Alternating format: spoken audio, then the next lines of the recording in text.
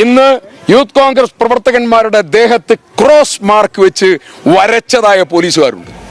ഞങ്ങൾ ആ പോലീസുകാരോട് പറയുന്നു, നിങ്ങളുടെ പേരും ഞങ്ങൾ സൂക്ഷിച്ച് ക്രോസ് മാർക്ക് ചെയ്തിട്ടുണ്ട്. ഇന്നത്തെ പോലീസ് മർദ്ദനം അതിനെ കടുത്ത രീതിയിൽ മനസ്സിന്റെ എല്ലാ ശക്തിയും ഉപയോഗിച്ചുകൊണ്ട് അതിനെ പ്രതിഷേധിക്കുകയാണ്, കടുത്ത അമർഷം രേഖപ്പെടുത്തുകയാണ്.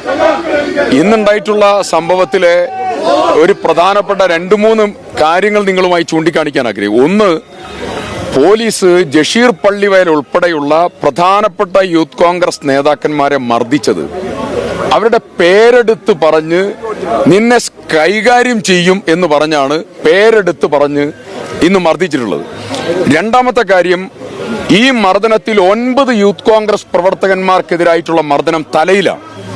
ആ തലയിൽ ചെറിയ രീതിയിലല്ല, ജഷീർ പള്ളിവയലിന്റെ ചെവിയുടെ ഈ ഭാഗത്താണ് ഒരു വലിയ അടി, നല്ല രീതിയിലുള്ള മോശമായിട്ടുള്ള അടി. അത് ഏത് രീതിയിലും അതിന്റെ ഇന്റേണൽ ആയിട്ടുള്ള കാര്യങ്ങൾ പരിശോധിച്ചുകൊണ്ടിരിക്കുകയാണ്.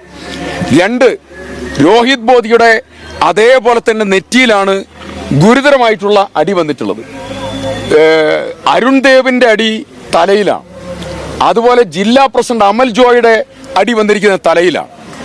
അർഷൽ കോന്നാടന് അടി കുടുങ്ങിയിരിക്കുന്നത് തലയിലാണ്. പ്രധാനപ്പെട്ട നേതാക്കന്മാരെ മുഴുവൻ പോലീസ് അടിച്ചത് തലയിലാണ്.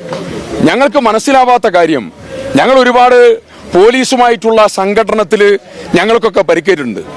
ചില സന്ദർഭത്തിൽ പോലീസിന് പരിക്കേറ്റിട്ടുണ്ട്. ഈ അക്രമ സംഭവം ഇവിടെ ഉണ്ടായിട്ട് ഒരു പോലീസുകാരന് പരിക്കേറ്റിട്ടില്ല. വെറുതെ പോയി കിടക്കുന്നവരുണ്ടാവും. പക്ഷേ യൂത്ത് കോൺഗ്രസിന്റെ സമരം സമാധാനപരമായിരുന്നു എന്നുള്ളതിന്റെ ഏറ്റവും വലിയ തെളിവ് ഏകപക്ഷീയമായിരുന്നു പോലീസ് ആക്രമണം എന്നുള്ളതാണ്.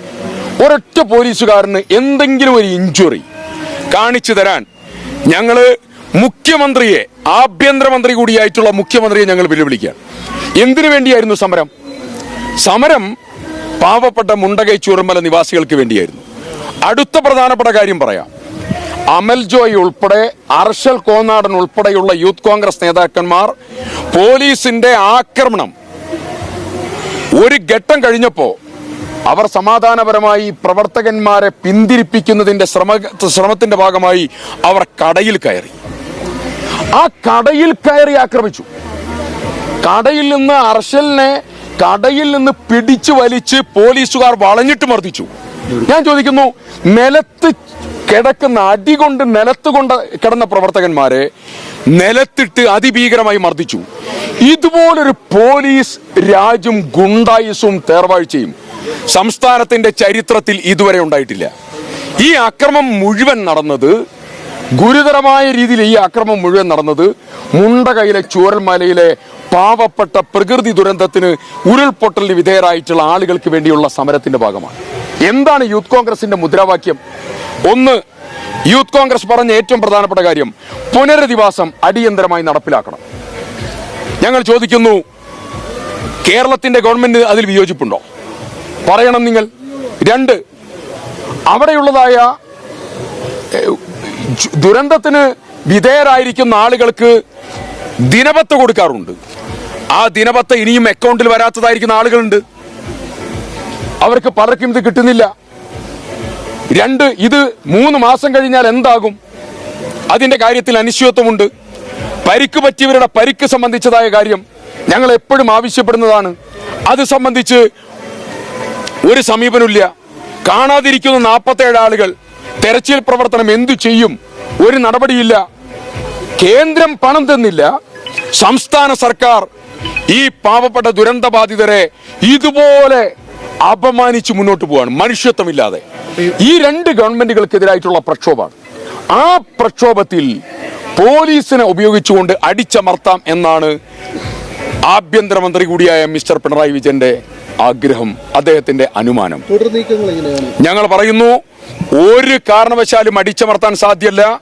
10 മടങ്ങ് ശക്തിയോടുകൂടി യൂത്ത് കോൺഗ്രസ് പ്രവർത്തകന്മാരുടെ രക്തം ഇന്ന് കൽപ്പറ്റയുടെ കളക്ടറേറ്റിന്റെ പരിസരത്ത് ഈ പാവപ്പെട്ട മുണ്ടകൈ ചൂരൽമല ദുരന്തബാധിതരെ സംരക്ഷിക്കാൻ വേണ്ടി വീണു.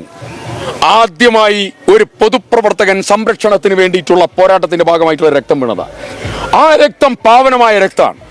ആ രക്തത്തോട് നീതി പുലർത്താൻ വളരെ ഗൗരവമായിട്ടുള്ള പ്രക്ഷോഭത്തിന് കോൺഗ്രസ്, UDF, അതുപോലെ യൂത്ത് കോൺഗ്രസ് ഒക്കെ നേതൃത്വം കൊടുക്കും. അതിന്റെ ഭാഗമായിട്ടുള്ള വിവിധ സമരപരിപാടികൾക്ക് രൂപം നൽകുകയാണ്. ആ സമരപരിപാടികൾ ചില കാര്യങ്ങൾ ആലോചിച്ചിട്ടുണ്ട്. ആ സമരപരിപാടികൾ നാളെ പ്രധാനപ്പെട്ട ഒരു പരിപാടി കഴിഞ്ഞാൽ ആ സമരപരിപാടികൾ നാളെ തന്നെ അതിന്റെ അടുത്ത ഘട്ട സമരപരിപാടികളിലേക്ക് ഞങ്ങൾ കടക്കും. ഒരു സർക്കാരിനെയും, പിണറായി വിജയൻ സർക്കാരിനെ പുനരധിവാസം നടത്താതെയും കേന്ദ്ര സർക്കാരിനെ പണം തരാതെയും ഒരിഞ്ചും മുന്നോട്ട് പോകാൻ സമ്മതിക്കില്ല. ആ പോരാട്ടം അത്യുജ്വലമായി ഞങ്ങൾ മുന്നോട്ട് നയിക്കും.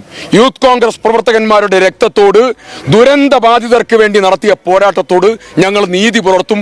വിട്ടുവീഴ്ചയില്ലാത്ത സമരത്തിന് നേതൃത്വം കൊടുക്കും. ഒരു കാര്യം കൂടെ പറയുന്നു, ഇന്ന് യൂത്ത് കോൺഗ്രസ് പ്രവർത്തകന്മാരുടെ ദേഹത്ത് ക്രോസ് മാർക്ക് വെച്ച് വരച്ചതായ പോലീസുകാരുണ്ട്. ഞങ്ങൾ ആ പോലീസുകാരോട് പറയുന്നു, നിങ്ങളുടെ പേരും ഞങ്ങൾ സൂക്ഷിച്ച് ക്രോസ് മാർക്ക് ചെയ്തിട്ടുണ്ട്. അത് മാഷാ അള്ളാ എന്ന സ്റ്റിക്കർ ഒട്ടിച്ച് ഇന്നോവ വാൻ അയക്കാനും കൊല്ലാനൊന്നുമല്ല. പക്ഷെ നിങ്ങൾ ഈ ഔദ്യോഗികമായിട്ടുള്ള കാക്കി വേഷം ധരിച്ച് മുന്നോട്ട് പോകാൻ കൊള്ളാത്തതായ എരപ്പന്മാരാണ്. അതുകൊണ്ട് ഈ ജോലിയിൽ നിന്ന് നിങ്ങളെ മാറ്റുന്നത് വരെ നിയമ പോരാട്ടം ഉൾപ്പെടെ, പ്രക്ഷോഭം ഉൾപ്പെടെയുള്ള നടപടികൾക്ക് നേതൃത്വം കൊടുക്കും. ഇതുമായി ബന്ധപ്പെട്ട നാളെ പ്രിയങ്ക ഗാന്ധി ആ സമയത്ത് തന്നെ ലീഗുമായി ഒരു അഭിപ്രായം, ഒരു അഭിപ്രായം ഒറ്റക്കെട്ടായിട്ടുള്ള പ്രവർത്തനമാണ്. ഒരു UDF പരിപാടികളാണ്. ഇന്ന് കാലത്ത് മുക്കത്തെ പരിപാടി കഴിഞ്ഞാണ് ഞാൻ വരുന്നത്. അങ്ങനെയുള്ള ഒരു പ്രശ്നവും എവിടെയും ഇല്ല. ഒറ്റക്കെട്ടായി പോവുകയാണ്. ഇതൊന്നും പൊളിക്കാൻ ആർക്കും കഴിയൂല. ഏതാ പ്രിയങ്ക ഗാന്ധിയോട് മുക്കത്ത് വെച്ച് വിവരങ്ങൾ പറഞ്ഞിട്ടുണ്ട്. അതിന്റെ സെന്റിമെന്റ്സ് അവർ നന്നായി ഉൾക്കൊണ്ടിട്ടുണ്ട്. യാതൊരു സംശയവുമില്ല. ഈ പ്രവർത്തകൻ മുണ്ടകൈ ചൂരൽമല ദുരന്തബാധിതർക്ക് വേണ്ടിയിട്ടുള്ള പോരാട്ടമാണ്. ആ പോരാട്ടത്തിന്റെ എല്ലാ സെന്റിമെന്റ്സും അനുസരിച്ചുള്ള പ്രവർത്തനങ്ങൾ ഉണ്ടാവും.